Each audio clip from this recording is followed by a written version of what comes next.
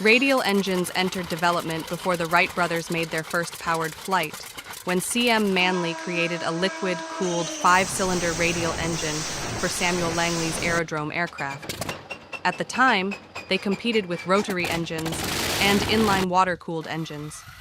But by the end of World War I, rotary engines reached their peak, and radial engines quickly overshadowed them. Air-cooled radial engines have quite a few advantages over their inline cousins. They're lighter than liquid-cooled inline engines, and since they don't rely on coolant, they're more damage-resistant.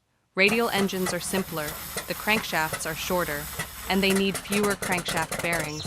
They're more reliable and run smoother, but radial engines do have downsides. Their massive frontal area creates drag and limits pilot visibility.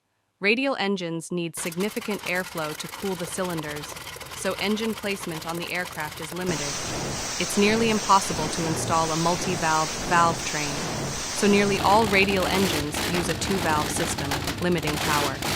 And, while a single bank of cylinders cools evenly, larger engines use rows of cylinders. The rear rows are masked by the front rows, and the air's already hot after passing the first set of cylinders, which limits cooling. A radial engine works like any other four-stroke internal combustion engine.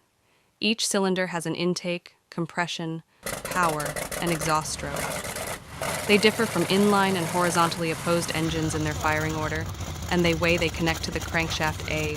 Radial engines' cylinders are numbered from the top, going clockwise, with the first cylinder numbered 1. The first cylinder's connecting rod attaches directly to the crankshaft. This is the master rod. The other cylinder's rods connect to pivoting points around the master rod. Every radial engine has an odd number of cylinders, and they fire in an alternating order. So, a 5-cylinder engine fires in a 1, 3, 5, 2, and 4 order. A 7-cylinder engine fires in an 1, 3, 5, 7, 2, 4, 6 order. As the cylinders fire, the rod assembly rotates around the crankshaft, spinning it like a bell crank would. A counterbalance weight sits opposite from the rod hub to prevent engine vibration. To get more power out of a radial engine, engineers added multiple rows of cylinders. The Pratt & Whitney Wasp Major uses 4 rows of 7 cylinders with a supercharger to generate up to 4,300 horsepower.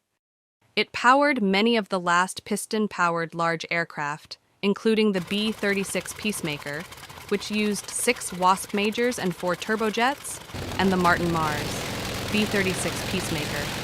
Ultimately, the turbine and turboprop engines developed after World War II could develop much more power than a Radial Engine, more efficiently and with less weight. But it doesn't change the fact that Radial engines look cool and sound even better. One place where you can still see the influence of the radial engine concept is in the 2-cylinder engine of a Harley-Davidson motorcycle. It can be thought of, in a way, as 2 pistons from a radial engine.